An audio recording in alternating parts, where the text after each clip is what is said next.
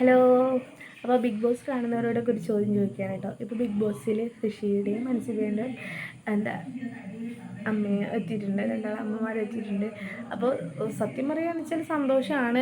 അമ്മമാരെയൊക്കെ കുറേ കാലത്തിന് ശേഷം ഇത്രയും ദിവസത്തിന് ശേഷം കാണാമെന്ന് പറയുമ്പോൾ എല്ലാവർക്കും ഒരു സന്തോഷകര കാര്യമാണല്ലേ.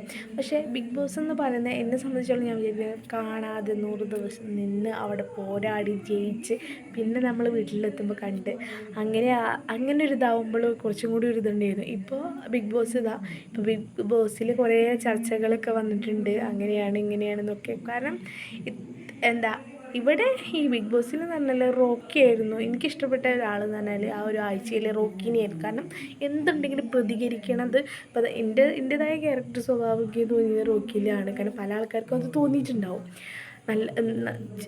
കാരണം തെറ്റ് കണ്ടു കഴിഞ്ഞാൽ അതിപ്പോൾ നല്ലതിനെ അംഗീകരിക്കുകയും മോശപ്പെട്ടിനെ ചോദ്യം ചെയ്യുന്ന ഒരു വ്യക്തി തന്നെയാണ് റോക്കിനെ.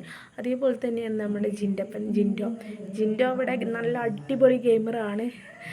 ജിൻഡോ ഫസ്റ്റ് എത്തട്ടെ എന്ന് ഞാൻ പ്രാർത്ഥിക്കുകയാണ്.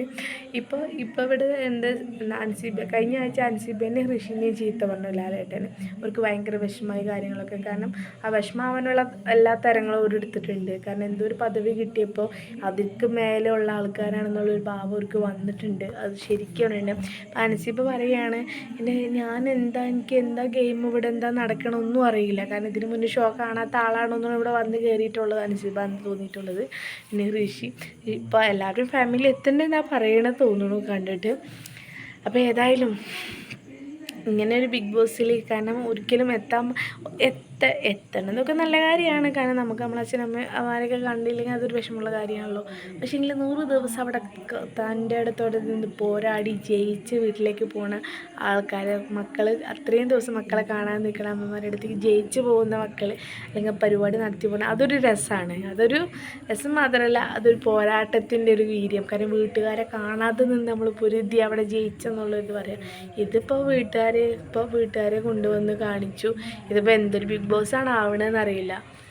കാരണം ഇത്രയും സീസണിൽ ഇങ്ങനൊരു പരിപാടി കണ്ടിട്ടില്ല ഞാൻ കണ്ടിടത്തോളമുള്ള ബിഗ് ബോസിൽ. ഏതായാലും തല്ലിപ്പൊളി പരിപാടികളൊക്കെ ആയിട്ട് വരുന്നുണ്ട്. ഇപ്പോൾ ബിഗ് ബോസിനെ കുറിച്ചുള്ളത് ഇപ്പോൾ കഴിഞ്ഞ പ്രാവശ്യം ബിഗ് ബോസ് വിന്നറായ അഖിലേട്ടൻ പറയണത് കേട്ടില്ലേ നിങ്ങൾ?